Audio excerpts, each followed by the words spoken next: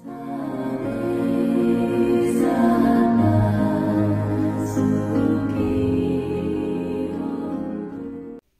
भीम, नमो बुद्धाय. बुद्ध धम्म शिकूयात बाबासाहेबांच्या दृष्टिकोनातून या उपक्रमातील आजच्या नव्या सत्रात पुनश्च आपल्या सर्वांचे मनपूर्वक स्वागत करते. बुद्ध धम्म आणि संघ या त्रिरत्नांच्या प्रभावाने आपण सर्व सजीव सुखी होऊयात ही मंगलकामना करते. मित्रमैत्रिणींनो, आपण बुद्ध आणि त्यांचा धम्म हा ग्रंथ आचार्य BC वानखेडे सरांकडून शिकून घेत आहोत. त्यांच्याकडून सद्यस्थितीत आपण खंड क्रमांक 7 समजून घेण्यास सुरुवात केलेली आहे. आजच्या नवीन प्रकरणाला समजून घेण्याकरता त्यांचे स्वागत करूयात आणि आजच्या नवीन प्रकरणामध्ये काय नवीन माहिती आपल्याला आपल्या पदरात पाडून घ्यायला मिळणार आहे ते बघून घेऊया. साहेबांचे स्वागत करूया. वंदन सर. जय भीम.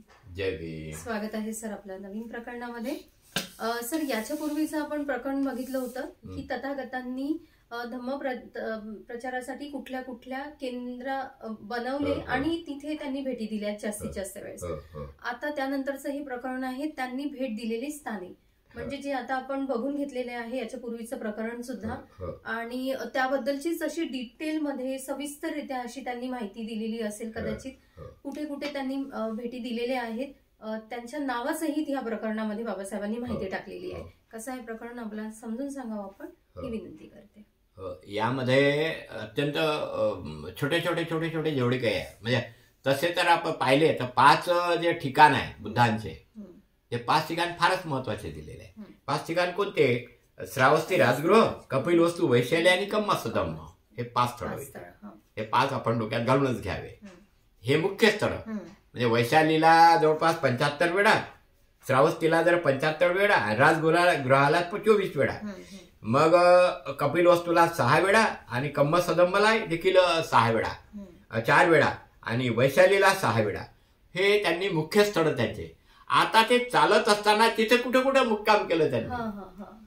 म्हणजे भ्रमंती करत असताना असे काही स्थळ आहे की तिथे मुक्काम झालं, परत दुसऱ्यांदा देखील मुक्काम झालं असेल, जाता येता. म्हणजे अशा स्थळाबद्दल बाबासाहेबांनी ती माहिती यामध्ये आपल्याला दिलेली आहे. अत्यंत महत्वाची माहिती आहे. तथागताच्या भेटीची स्थाने, तथागताने कुठे कुठे भेट दिली त्याची आपण माहिती पाहणार आहोत. आपल्या लोकमंगलाच्या चारिकेत उपयुक्त लहान मोठ्या केंद्राशिवाय इतरत्रही तथागतांनी भेटी दिल्या. म्हणजे सतत चारिका करत असताना अनेक ठिकाणी देखील तथागतांनी भेटी दिल्या. तथागतांनी उकठ्ठा, नदिका, साला, असपूर, घोषितराम, नालंदा, आपण, येतुमा या स्थानांना भेटी दिल्या. इतकेच नव्हे तर तथागत उपसाद, इच्छा, नंगल, चंडाल, कप्प, कुशिनारा येथेही गेले. तथागत देवदह, पावा, अंबसंडा, सेतव्या, अनुपिया आणि उजुया येथे गेले. तथागतांनी भेट दिलेल्या स्थळांची नावे पाहिली म्हणजे असे समजते की शाक्य देश, कुरु देश व अंग देश या ठिकाणी तथागतांनी प्रवास केला होता. 3 देश, शाक्यांचा देश, कुरुचा देश आणि अंग देश. 3 देश, 3 देशामध्ये सतत भ्रमंती केली त्यांनी. सामान्यतः असे म्हणास हरकत नाही की तथागतांनी सर्व उत्तर भारताची पदयात्रा केली, चारिका केली होती. संपूर्ण उत्तर भारत म्हणजे आता तुम्ही कल्पना करू शकता, म्हणजे कुठून मध्य भारतापासून पलीकडचा जो भोपालचा जो एरिया आहे, आता जर पाहिलं तर भोपालचा एरिया म्हणजे काय? कोशलचा एरिया, कोशल राजाचा एरिया, त्याला कोशल एरियाचा म्हणतात. साचीचा स्तूप हा कोशलचा स्तूप, कोशल राजाचा स्तूप. आणि म्हणून तिथून पूर्णच्या पूर्ण उत्तर भारतात त्यांनी पूर्णच्या पूर्ण काय केली? चारिका केली.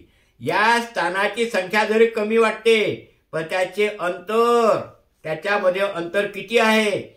लुंबिनी पासून राजगृह 250 मैलापेक्षा कमी लांब नाही. यावरून अंतराची थोडीशी, म्हणजे राजगृहापासून काय म्हटलंय, लुंबिनी पासून राजगृह किती? 250 मैल. कल्पना येऊ शकते.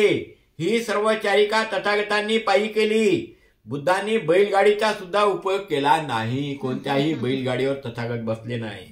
या चारिकेत तथागतांना वाटेत राहण्यासाठी कुठेही जागा उपलब्ध नव्हती. नंतर मात्र तथागताच्या गृहस्थ उपासकांनी विहार व विश्रांती स्थाने बांधल्यामुळे तथागताची व भिक्खूची प्रवासात विश्राम करण्याची सोय होऊ शकली.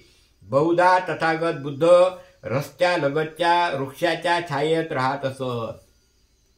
कुठं राहत असत? झाड आहे, म्हणजे एखादं रस्त्याच्या बाजूनं मोठं झाड आहे, ते झाड पाहायचं आणि त्याच्या बाजूनं जाऊन राहायचं. कोणाच्या घरी नाही, कोणाला काही नाही. मग नंतर पुढे काही दिवसांनी, म्हणजे फार दिवसांनी लोकांना असं वाटलं, अरे तथागत इकडे येऊन राहिले, मग त्यांच्या कुटीची व्यवस्था करा. मग सर्व गाव कामी लागायचं आणि मग मस्त कुटी तयार करायची आणि त्या कुटीत मग तथागता आपण यावं आणि आमची कुटी स्वीकारावी. तेव्हा कुठं मग त्यांनी विश्रामाचे ठिकाणं तयार केलेले आहे, असंच यामध्ये म्हटलं आहे.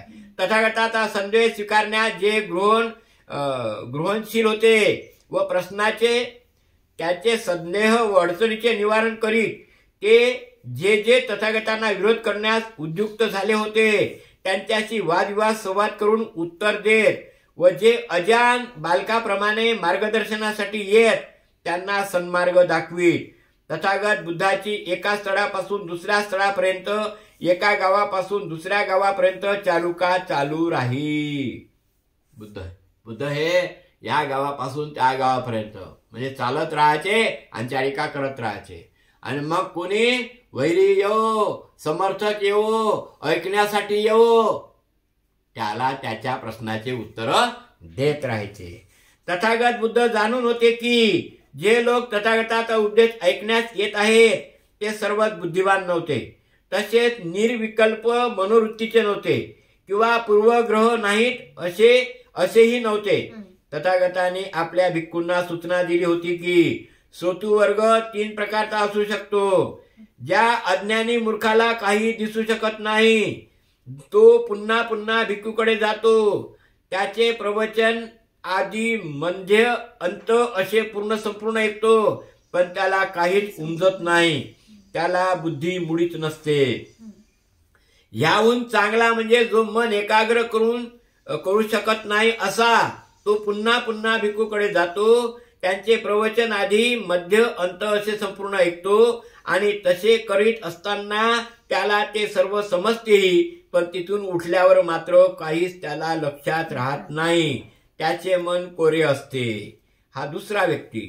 त्याहून श्रेष्ठ म्हणजे प्रगल्भ ज्ञानी मनुष्य, जो पुन्हा पुन्हा भिक्खूकडे जातो, त्याची प्रवचन आधी मध्य अंत असे संपूर्ण ऐकतो. तसे करताना त्याला ते सर्व उमजते, सर्व काही स्मरणात राहते, स्थिर, निश्चल आणि धर्म आणि धार्मिक विषयात तज्ञ असे असूनही तथागत बुद्ध धम्म प्रचारासाठी गावोगाव न कंटाळता न थकता जात असत. कारण या जगात सारखे लोक नाही, म्हणजे वेगवेगळ्या मनोवृत्तीचे आहे. म्हणजे काही लोक वेळोवेळी जातच राहतात, ऐकतच राहतात.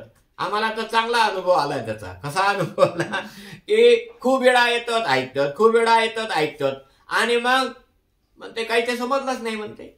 हे पहिला माणूस.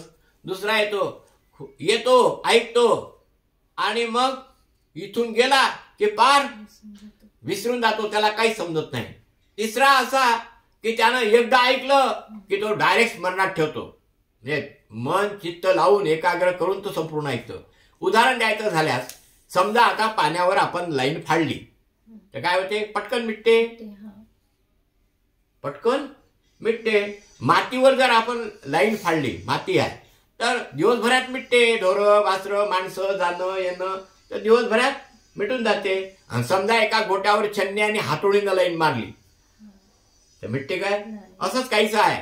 काही लोक येतात पाण्यावर लाईन मारल्यासारखं ऐकलं भुलून जातात. दुसरे लोक आहे त्या मातीवर लाईन फाडली, संध्याकाळपर्यंत स्मरणात राहते आणि पार भुलून जाते. काही लोक डायरेक्ट छन्नी आणि हातोड्यानं गोट्यावर लाईन फाडतात आणि डायरेक्ट मिटतच नाही ते. त्याला कित्येकच वर्ष लागते, म्हणजे त्याला काय होते? पूर्ण पाठ होऊन जाते. जाणीव करा. फार महत्वाचे मुद्दे सांगितलेले आहे यामध्ये. आणि म्हणून भिक्खूप्रमाणे असे असूनही तथागत धम्मप्रचारासाठी गावगाव न कंटाळता न थकता जात असत. म्हणजे एवढं सगळं असं होते. लोक कोणी ऐकत नव्हते, कोणी ऐकायला समजून घेत नव्हते, कोणाला समजत होतं, तरी पण बुद्ध काही कंटाळा करत नव्हते, सांगतच राहा. भिक्खूप्रमाणे तथागताजवळ 3 पेक्षा जास्त चिवरे कधी नसत. म्हणजे भिक्खूच्या जवळ होते ना 3 असतं, त्याच्या जवळ 3च होते. तथागत फक्त दिवसातून एकदाच अन्न ग्रहण करीत आणि दररोज सकाळी दारोदार अन्न स्वीकारून स्वीकारत असत. म्हणजे दारापाशी जाऊन अन्न स्वीकारत असत. कोणत्याही माणसाने इतके कठीण कर्तव्य पार पाडले नसेल आणि तेही इतक्या प्रसन्नतेने. म्हणजे बिलकुल कोणाच्या घरी राहायचं नाही, काय नाही, एवढं कठोरतेनं हे सगळं त्यांनी पाळलं. 3 चिवर, नाही तर मग थोडस काही मठाधिपती किंवा मठाधिपती झाला की बस ते मग त्या आपल्याच पद्धतीनं. आताही पाहून राहिलं ना आपण, कष्ट बिलकुलच नाही, म्हणजे शांततेनं सगळं हे असं चालू आहे.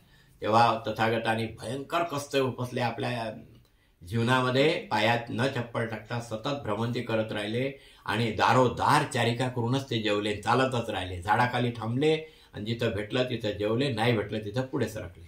अशा प्रकारचं तथागताचं अनेक ठिकाणी ज्या भेटी दिल्या त्यांनी, ते भेटीचे स्थळ आपण पाहिलेले आहे छोटे छोटे. आणि 5 स्थळ तर मुख्य होते ते आपण पाहिलेले आहे. त्याच्यानंतर बाकीचे छोटे देखील स्थळ आपण या प्रकरणात पाहून घेतलेले आहे. मला असं वाटतं हे प्रकरण आता आपण इथं थांबूया. साधू साधू साधू. धन्यवाद सर. फारच सुंदर पद्धतीने समजावून सांगितलंय सरांनी. इथे बाबासाहेबांनी तथागतांनी दिलेल्या उपदेशाला म्हणजे 3 प्रकारचे श्रोतागण असतात हे सांगितलेलं आहे. आपण कुठल्या प्रकारच्या श्रोतागणात मोडतो हे याची जाणीव आपण करून घेऊयात. पुढील सत्रात पुढील प्रकरणात भेटूयात आपण. सर्वांचे मंगल कल्याण. जय भीम सर्वांना. जय भीम सर. जय भीम.